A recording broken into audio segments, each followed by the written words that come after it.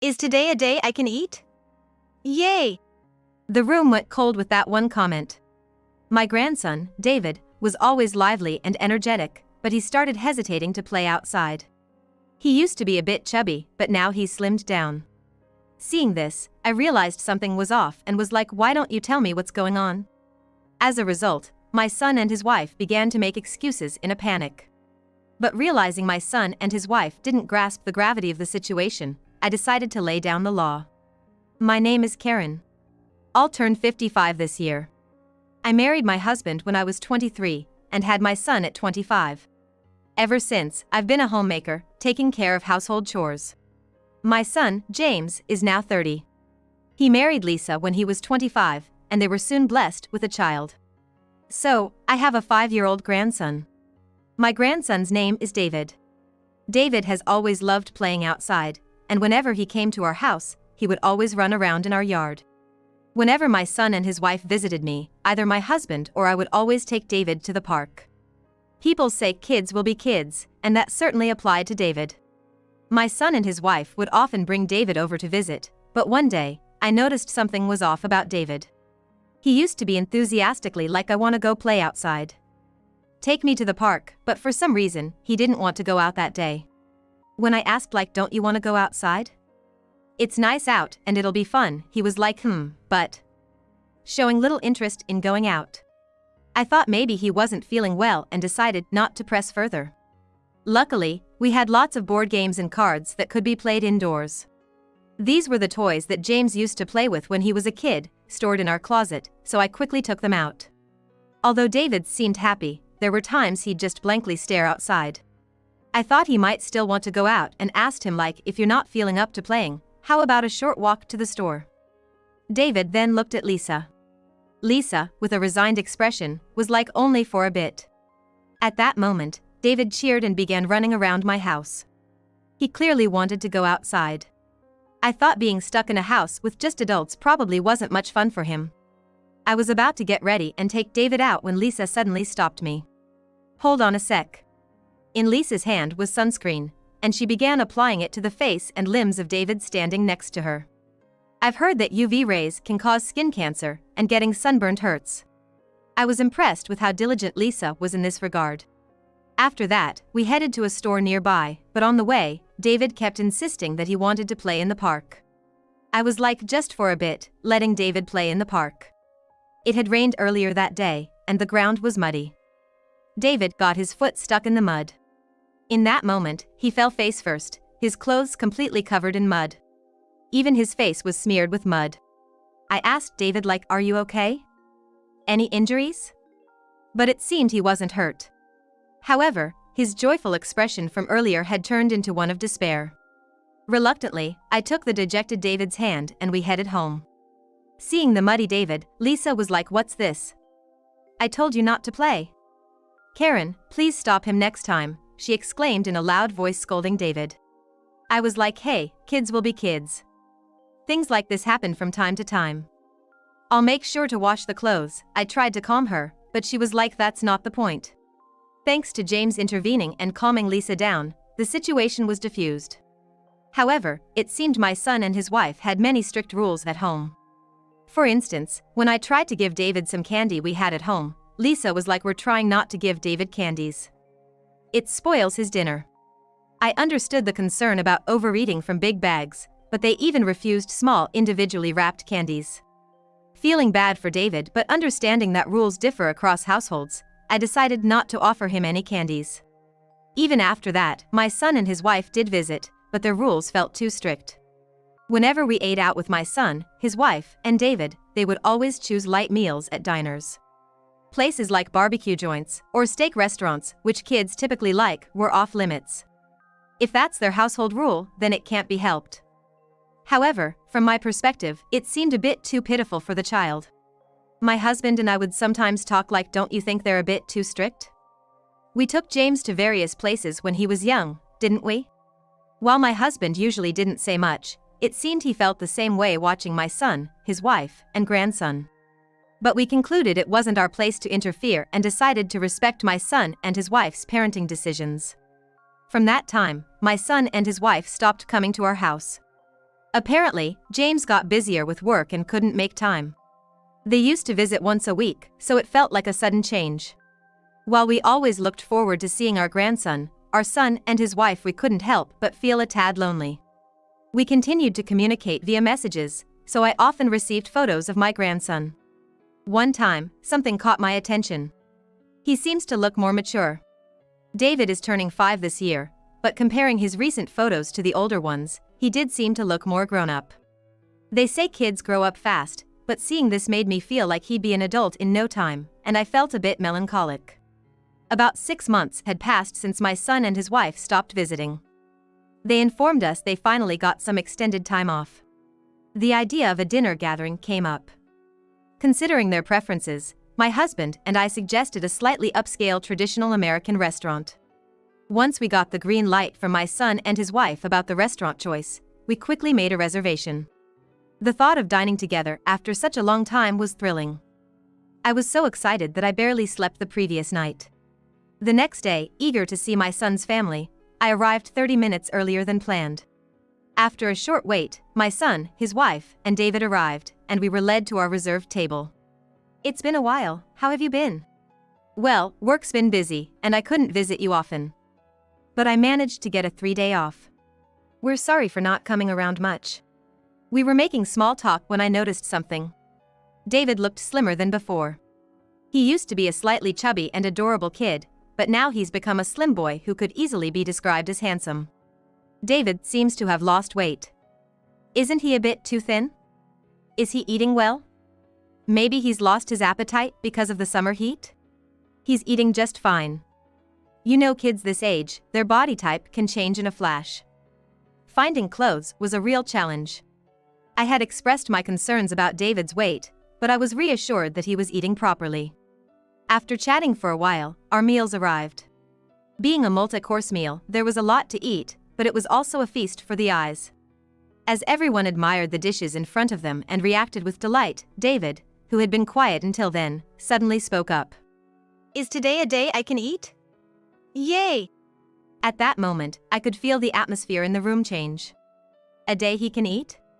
What did he mean? I racked my brain desperately.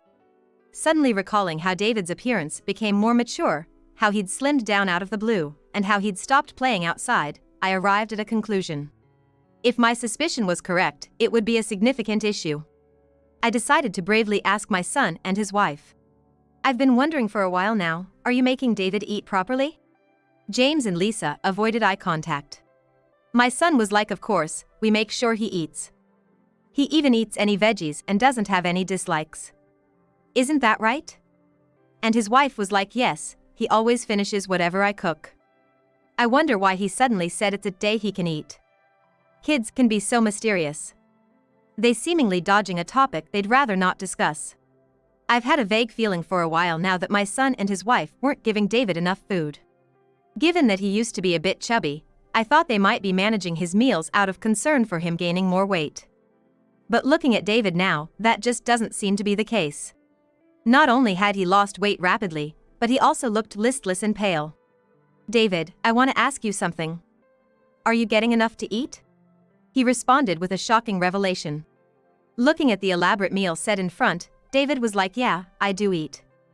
But, you know, Mom and Dad only let me eat like once every 2 days. I once tried to sneak some snacks and got yelled at. Is today not a day I can eat?" After hearing from David, I turned to James and Lisa and was like, "Could you please explain what's going on?" They started to spill the beans. Apparently, they wanted to get David into a talent agency. But apparently, since David used to be a bit on the chubbier side, they were advised by an agent that it might be better for him to lose a little weight. So, for the past 6 months, they'd been restricting his diet to get him to this point. They'd even prevented him from playing outside and ensured he wore sunscreen to maintain flawless skin. When I asked why they wanted to get him into a talent agency, they said that as they walked around downtown, he was asked once, leading them to hope that he might become a big name in the entertainment world. While they haven't signed him up with a talent agency yet, they plan to formally apply in the near future. But he's still 5 years. How is he gonna balance that? I find it hard to believe you have his best interests at heart when you're not even feeding him properly. I said, my husband nodding in agreement. The entertainment industry is a tough world. We want David to be able to shine there too. Cut the crap. Kids need to eat every day. Especially growing ones. You better start making him 3 meals a day right now. For the first time, I raised my voice at my son and his wife, making them flinch. James was like, if mom feels that strongly about it, we'll make sure he eats properly, seeming to be persuaded by my insistence. That day, David had a full meal set in front of him, just like the adults. He ate all without leaving anything. From then on, I made it a routine to call my son and his wife every day to ensure that David eats properly. They not only assured us that they were making him eat properly, but they also sent pictures and shared the day's menu with us. My husband and I felt reassured and carried on with our daily lives. About 3 months after our dining experience with my son, his wife and David, we had to travel to their area for some business. After finishing our business, we decided to visit our son's house right away, skipping lunch. Long time no see. Lunch will be ready soon, please wait in the living room. Lisa ushered us to the living room, where we found James and David hanging out. David looked much healthier than before, with a fuller face suggesting he'd been eating properly. After some chit-chat, Lisa entered the living room with dishes of food. Everyone gathered around the table, but there was a separate dish with noticeably smaller portion of food. Before I could express my surprise, David took his seat in front of the small portion. Isn't that a bit too little? Lisa was like, it may seem so, but any more and he'd gain weight, as if there was nothing wrong. Frustrated and realizing they might not heed my words any further, I excused myself for a moment and called someone. The person mentioned it was available at the moment, so the person could come over right away. While we were enjoying the meal they had prepared for us, someone knocked at the front door. I wonder who that could be, we weren't expecting anyone. It's someone I called. I replied as I went to the door to welcome in my old acquaintance. Hello, I'm John, a nutritionist. John is a friend of mine, who works as a nutritionist specializing in child nutrition. He mainly educates children about nutrition and happens to live near my son's house. John was like, are you aware of how bad it is not to make David eat enough? Starting with those words, John explained the importance of children having proper meals and how nutrition helps build their bodies. After listening to John for about 2 hours, James and Lisa seemed quite impressed as they looked over the recipes he gave them. They were like, wow, I didn't know there were recipes like this, having these recipes might make it easier to prepare meals, showing some understanding of the importance of nutrition. Still worried, I began bringing food to my son's house from time to time. Each visit reassured me that David was being fed properly, but they still seemed keen on getting him into the entertainment industry. Apparently, they recently applied to a talent agency, and James and Lisa were anxious about the outcome. After some time, they informed me that he had been accepted. While I was happy for them, I couldn't help but feel uneasy. Would they really prioritize David's well-being? Day by day, as they updated me about David's progress, I carried these thoughts. One day, after my husband left for work and I was doing my usual chores, someone visited me at home. I wasn't expecting anyone, so I thought it might be a salesperson and considered ignoring it. But the person kept knocking at the door. Thinking it might be an emergency, I opened the door, only to find David, crying. David! What happened? I was so taken aback by surprise, but I quickly brought David inside. I figured David's house was quite a distance from here. But my immediate concern was to calm David down. I gently rubbed his back and waited for him to stop crying. After a while, he seemed to settle down and began to explain why he had come here. David was like, when grandma is around, they feed me properly, but when you're not, they hardly feed me at all. They even threw away a candy my friend gave me. I just can't take it anymore. I thought they had understood me, but it seems they hadn't. He was put into the talent agency, but he said he really didn't want to be there. He has lessons every day, but because he's made to dance without having eaten, he feels like collapsing all the time. When the instructor sees this, they tell him to take a break, but Lisa, watching from the side, tells him not to rest. Even at home, he's shown various shows. One day, Lisa was like, we want to style you like this, maybe cut your hair a bit shorter. Also, you've been getting a tan lately, so no going outside. Then David was like, but I have plans to meet my friends soon, however Lisa was like, cancel it. If you're thinking about your future, you'd better do as I say. If you become a famous dancer, acting would be next. We'll consider more after a small success. He wasn't even allowed to go out with his friends. Realizing there was nothing more I could do on my own, I decided to contact Child Protective Services. Although hesitant because it involved my own son, I knew I couldn't stay silent any longer. With that in mind, I quickly dialed Child Protective Services. They wanted to grasp the situation as soon as possible and said they'd visit James and Lisa's home the next day. I let David stay at my house that night, informing his parents of the decision. James was like, "I'm concerned about David and will come over after work." But knowing the current state of David, I couldn't let my son and his wife meet. I steeled myself and responded like, "Please don't come. Even if you do, I won't let you in or let you see David. You both need to reflect on what you've done." The next day, I took David to the hospital for a thorough checkup, and the results were far worse than I had imagined. David was malnourished and seemed to be showing symptoms of asthma. His frequent near-fainting episodes appeared to be due to anemia, and he was immediately put on N4. Believing it unsafe for him to return, I decided to keep David with me, but my son and his wife vehemently objected. They exclaimed like, "He's our son. Isn't this basically kidnapping?" However, once the Child Protective Services arrived and spoke with them, they begrudgingly accepted that I'd take care of David. And later on, it was established in a meeting at my son's home that not providing meals doesn't constitute as physical punishment and they wouldn't be legally charged. However, due to the negative impact it has on a child, they were urged to change their attitude towards David. During the discussion, the child welfare representatives repeatedly advised against getting David into the entertainment industry, but the two of them, my son and his wife, were not convinced at all. Lisa argued like, "How would we know unless we try? Maybe it'll work out. Can you please not meddle in our family matters?"